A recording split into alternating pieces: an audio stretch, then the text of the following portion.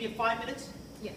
Okay. So folks, my name is Ali Cooper. I've spent 18 years as a community organizer, primarily in the progressive labor movement. I've organized around in-home support, funding for in-home support services, funding for access to higher education, and protecting the working conditions and wage conditions of workers at UC Med Center and the UC campuses across the state. Most recently, I served as the state political director with the State Workers Union. Local 1000 represents 100,000 state workers from across California. And I decided most recently to run for city council because I'm very concerned about the direction of City Hall. I'm very concerned about citizen input, the lack thereof citizen input, and how we can more effectively work with neighborhood groups to more equitably distribute city resources across the city. Now look, I'll say that there's some items that I'm very passionate about. Very passionate about youth issues, and that's why in my literature and the phone calls you've been getting in the door knocking, we've been talking about investing in before and after school programs. We've been talking about reinvesting in our libraries. We've been talking about reinvesting in our park and rec programs, open space. We've been talking about making certain that we make equitable and smart investments in law enforcement, in our police department. So we are severely understaffed in the police department.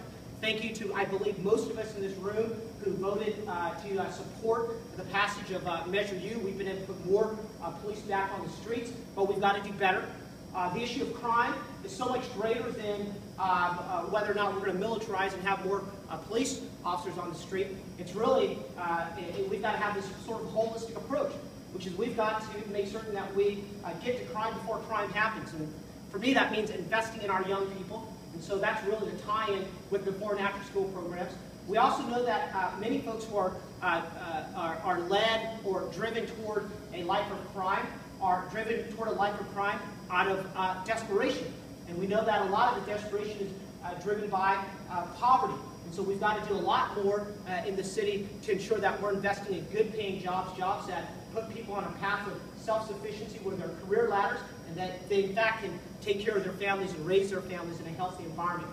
And so we've got, I believe, working with council colleagues and with local businesses, the labor movement, we can get on a path to where we're growing good quality jobs in Sacramento. So I believe that's important. I believe that making certain that we, in fact, invest in managing, if you will, our homeless problem is hugely important. We've got a significant number of homeless folks in the city of Sacramento, in the region, and as we continue to look at the homeless issue, what we know to be factual is that other jurisdictions in the region, essentially, I don't want to say ship, but they do not have adequate responses to homelessness. So the city of Sacramento continues to bear the brunt or burden of homeless from across the region. So we've got to work more effectively with the county government and other regional governments on ensuring that they take on ownership and responsibility in dealing with homeless issues as well. What we can do in the city of Sacramento is we can, in fact, strengthen our inclusionary housing policy to ensure that we have enough housing stock, and that we're building enough housing stock for extremely low income, moderately low income, and low income individuals. Most recently, the county moved to essentially abandon its affordable housing policies, and in many ways the city has followed suit as well. So I think we've got to be vigilant and make certain we don't do that. So those are sort of the neighborhood issues, the block issues that I'm really concerned about. Then there are big, broad policy issues that I think this election comes down to. So I'm running because I believe we've got to put neighborhoods first. That's my motto, and let's talk about what that means. What that means is that we've got to push back on this effort to transfer power from our neighborhoods to a strong mayor into downtown insiders. Not a single person, either on the strong mayor side of the argument, has been able to identify a single problem that a council manager form of government has not been able to solve, but yet a strong mayor form of government is able to solve. Strong mayor is nothing more than a power grab by very wealthy, well-connected individuals with whom at the end of the day will control virtually all land use decisions in Sacramento, control the decisions around economic development over the course of the next decade, We've already seen this done with the arena. We've transferred essentially, or we're in the process of transferring nearly $300 million of public subsidies to folks with whom I believe are billionaires and can afford this sort of development and afford greater risk than we're asking taxpayers to take on. And we did that under a council manager form of government. This council will sit for 4 years, preside for 4 years over the city. And in that 4-year time span, we will be asked to, in fact, make greater investments across Sacramento, rather be the rail yards, Delta Shores, down south, or Township 9. All of these will have development community coming to us asking for public subsidies. We've got to be thoughtful that we're being very smart about how we make those investments. Thank you so much. Thank you. Thank you. Doing this. Appreciate you coming out. I know most of you have been here many times over the last 3.5 years, the time I've been your council person.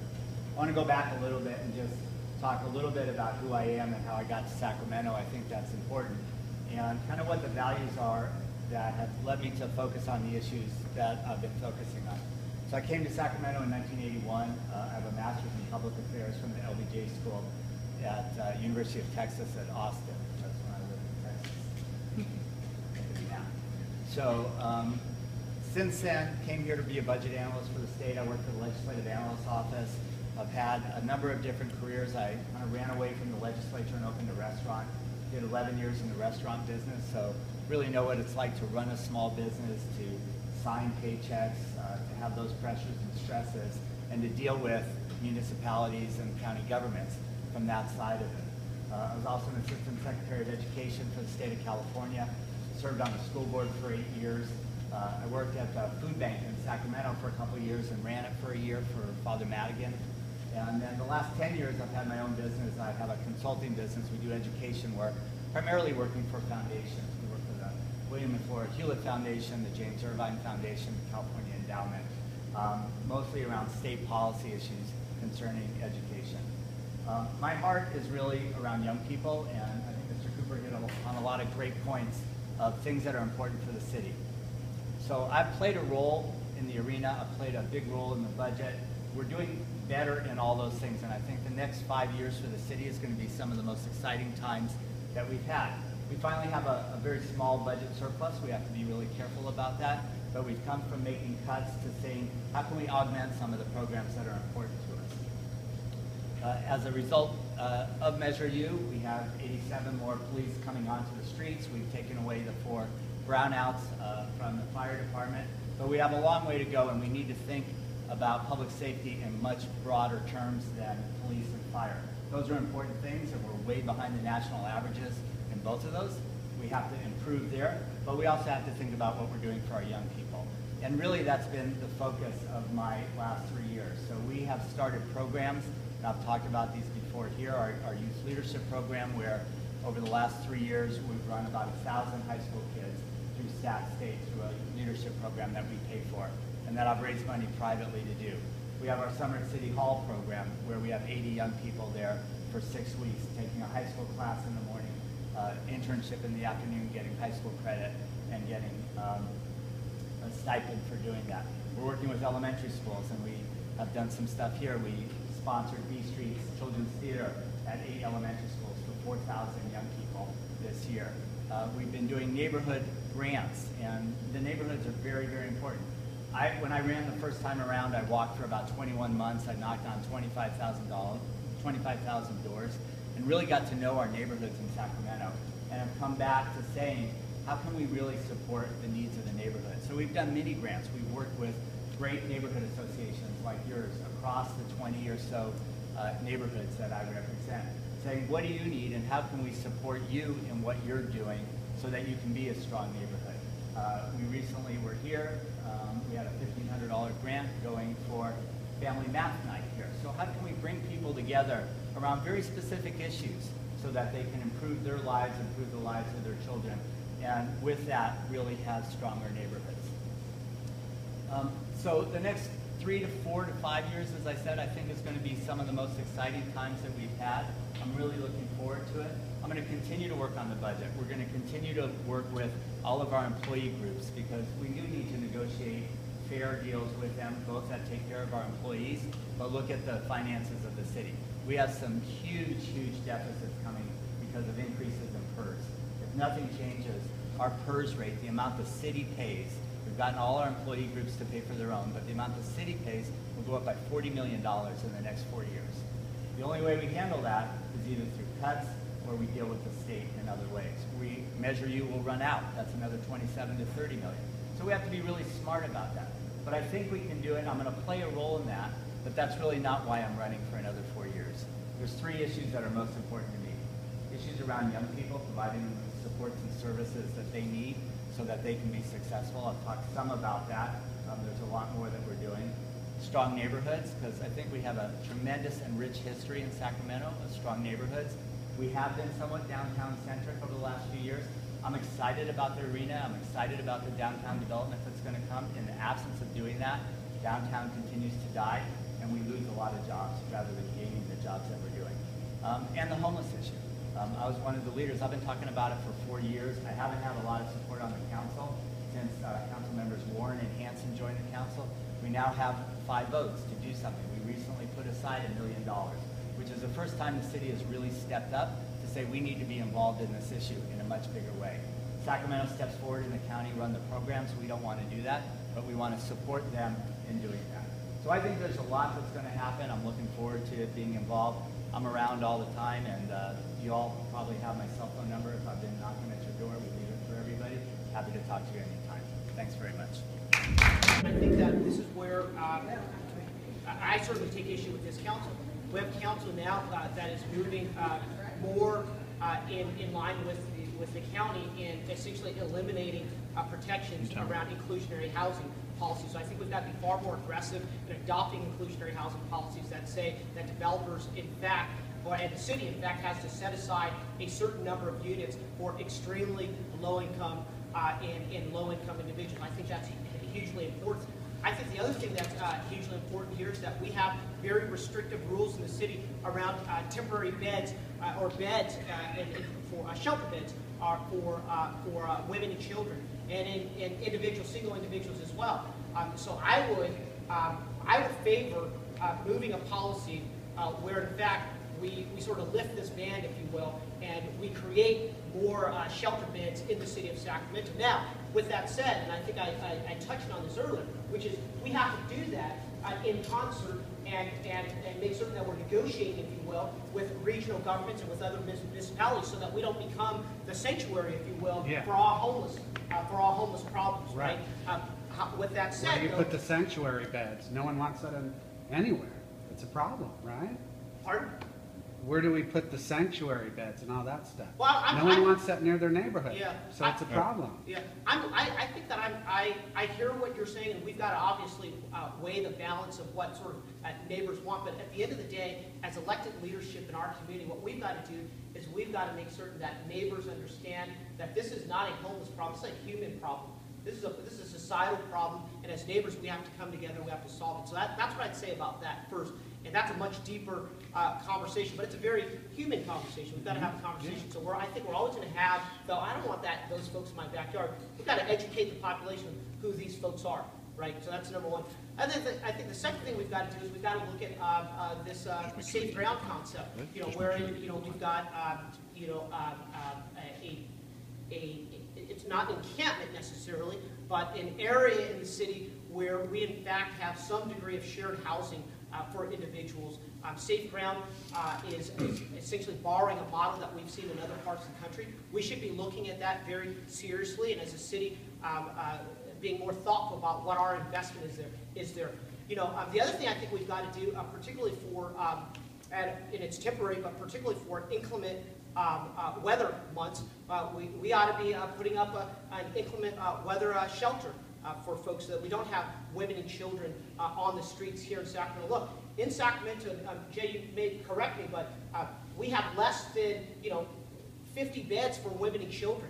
We have a population of nearly 2,500 homeless folks, and I can tell you that many of them, in fact, are women and children. There's nowhere for them to go, and so at the very, the more humanitarian thing to do would be to lift this ban on not having shelter beds in the city of Sacramento. Now, with that said, we also have to have a much broader, more comprehensive approach. There are different sort of categories of homeless, right? We've got folks who are homeless because they have mental psychological illnesses. We've got to make certain that they have services and that they're cared for. We've got to make certain that for those individuals who are temporarily homeless or in transitional housing, that there's transitional housing stock for them as well. We've got to make certain that there are good job training programs in place. We've got to make certain that there are good chemical abuse programs in place. So it's very comprehensive. There's not one sort of silver bullet, but here's what I do know. I do know that by not addressing the inclusionary housing policy in a meaningful way, where you're saying that we've got to, at the very minimum, set aside units for this extremely low-income population, then in some ways we're abdicating our responsibility. That's my feeling. Great. 4 months. Wow, that was 4 minutes. So it's a complicated issue, no doubt. And we have, as a city, punted to the county for a long time because that's generally how the money flows from the federal and state government. The city and county created Sacramento Steps Forward a few years ago, thinking that we should have an independent entity that we both work on. It's a nonprofit that takes away the boundaries of the municipalities and the county and says, this is a problem, we have to work together. So I believe we really need to support Sacramento Steps Forward as a problem solver for the solution. The $1 million that the city just put aside, which was led by myself and Steve Cohn and Steve Hansen, will go towards supporting Sacramento Steps Forward programs. I don't think that we should be duplicating programs. We don't have that expertise, and we shouldn't build a whole nother infrastructure. So what are we doing with that money? Half of it will go to a program that has been successful in other cities. It's kind of a frequent flyer program where we can identify, and I don't know what the number is, about 25 of the most expensive homeless individuals and do case management. So those who are in ERs the most, those who are in the back of police cars the most. And the hope is that by doing this, and again, this is proven out successful in other cities, that you actually save financial funds that you can use for other types of programming. My commitment, along with the two Steves, is that we will find another $500,000 to match that city money to do it. We'll go to the hospitals because they will save money on ERs. We'll probably go to the King's organization because we'll focus downtown. Sacramento Regional Foundation will also be a part of this discussion. The other $500,000, and here I've been working with Councilmember Warren, is actually slated to go to Safe Ground. We found a piece of property in the north area. I tried to do it in this district and pretty much got my head taken off. I told you it's hard to get it's it very anywhere. hard. And I've made a commitment that if we can find the right place, I will fight for it. I think it's the right thing to do. They've really evolved in their model from a tent city into a transitional living community with programmatic pieces, with security pieces. And we've got a city park up in the north area that there's nothing really around it. And what so park is it? That Redwood. Redwood. So it looks like that's where we're going to go. And actually, Safe Ground will have to go through a development process like anyone else. We've asked them for a business plan. We've asked them for a programmatic diagram of how they're going to do all this. So those are two pieces. They're not going to solve the problem. And the biggest challenge we have is money. With the absence of redevelopment dollars, 7th and H, the Mercy Housing piece that's gone up, is the last thing that we're going to be able to build with public funds at this time. So we have to think about being more creative. Mr. Cooper's right around the inclusionary housing, although I would say the council hasn't even discussed it yet. It will come back to us in November, December, maybe January, and I think we have to be more creative. What we've done is we've required it only in growth zones, and that doesn't work. I think that the council, there's certainly a majority of the council, including myself, if not unanimous, will look at this of how do we do it citywide. So we need to do low-cost, moderate-cost housing in Hollywood Park, in Curtis Park, in Lamb Park, in East Sacramento. Everybody needs to take their share. Now, what we've done in the past is 15%. You just have to have 15% of whatever you're building to be low cost. I think we can be more creative. I think part of it can be 15%. A lot of cities are doing buyout fees. One idea that we have that we're going to really promote is we have 156 homes in Oak Park that are boarded up, that are vacant, and that are part of our code enforcement system, up to 10 years in that system. I want to think of how we, and I'll finish real quick, I want to think of how we give credit to developers if they come in and do those houses. So how can we match infill and a need in poor neighborhoods to bring those houses up to code, to get people from the neighborhoods into those homes and give developers credit. So I think we need to be smart, but we also need to be citywide around it. Exactly the same way. I've been doing this a long time. So I voted for it. I think it's the right thing to do. I think this deal, as opposed to former deals that we had or potentially had, really works. And I'll give you a few reasons. Number one is, in the absence of doing this, without state redevelopment dollars, which is a change, in the last couple of years, I don't see any other way that we revitalize downtown. There's no other source of investment that's going to do what this can do for downtown. I think we need a vibrant downtown to have a vibrant city. I say this all the time. I have 2 kids in college. I want them to want to come back here and live. And having this type of downtown is really important. So if we do nothing, we have a couple things happen. We continue to lose downtown. We lose the team, which is 300 jobs at the arena, plus more or less 700 ancillary jobs that feed the arena today. So if we do nothing, that's what we lose. If we do this, what we have, and there is risk involved for the city, I think it's mitigated and fairly minimal on the parking revenues, and it's a very complicated thing, but I'm happy to talk about it if you want.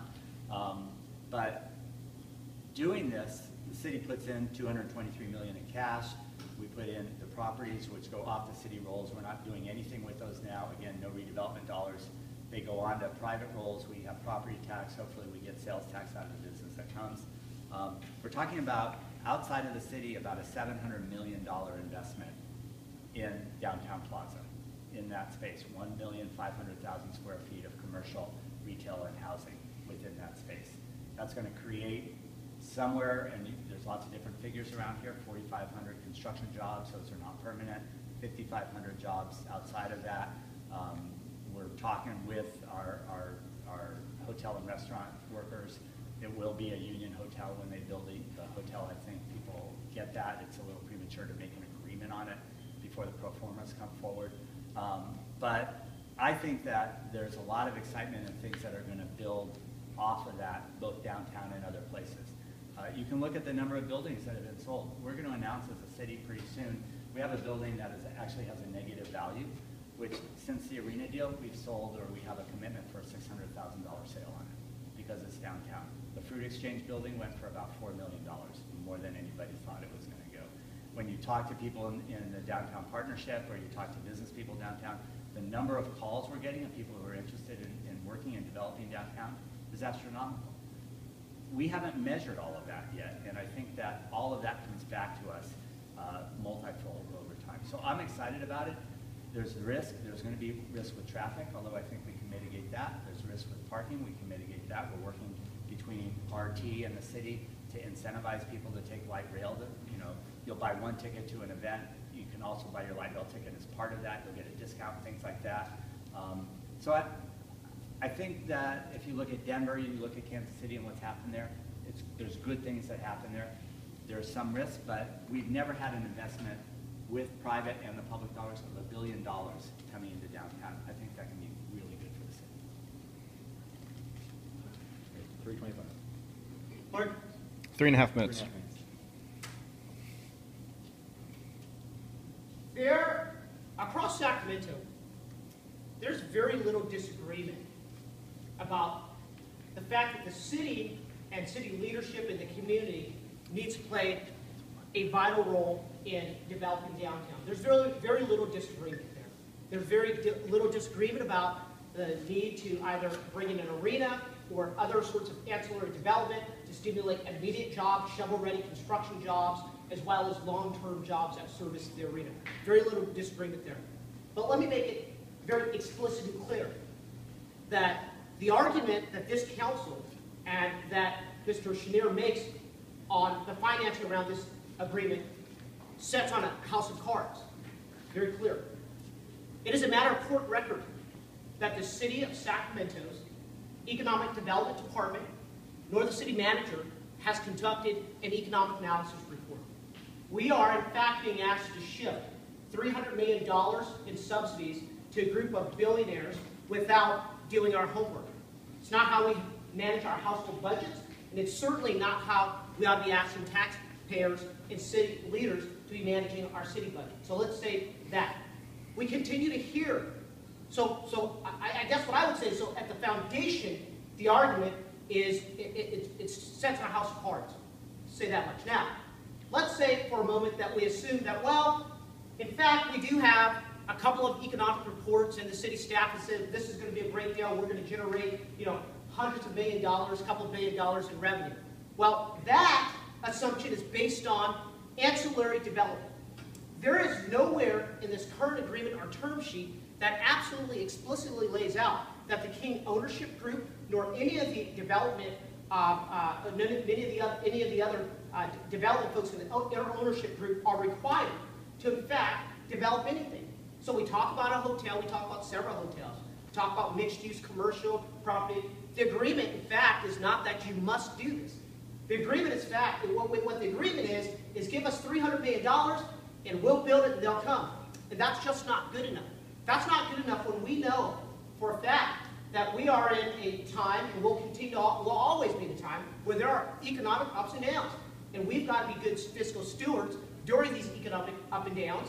And in order to do that, we've got to convince the city and residents of this city that, in fact, when they elect leadership is going to, in fact, take on the fiduciary responsibility to show every penny, to make certain that we've, in fact, engaged in the types of economic analysis that are necessary to shift those types of resources. So, while I support this concept, this notion of doing economic development downtown, I just have to be very clear. My position is that this is far too risky, and it's a matter of court record, that in fact, we haven't done our homework, so I could not, in good conscience, support the current deal as it's laid out. Now, further, do I have more time? How much time do I have? 30 seconds. Pardon? 30 seconds. Furthermore, if in fact we were going to support this deal, there are better ways, and there are models across the country on how to do this more effectively that benefit communities. You can look into site-specific community benefit agreements. There are other regions across the country who have negotiated these agreements that guarantee if they're going to use a public subsidy, there are very specific benefits to every neighborhood, every community, and a broad range of constituencies. We, in fact, should be, if we're going to do this, negotiating from that orientation. It's a much stronger place for our community than what we've got now. What we've got now is civic leaders saying, billionaires, take the money and run, and I'm opposed to that. Thank you.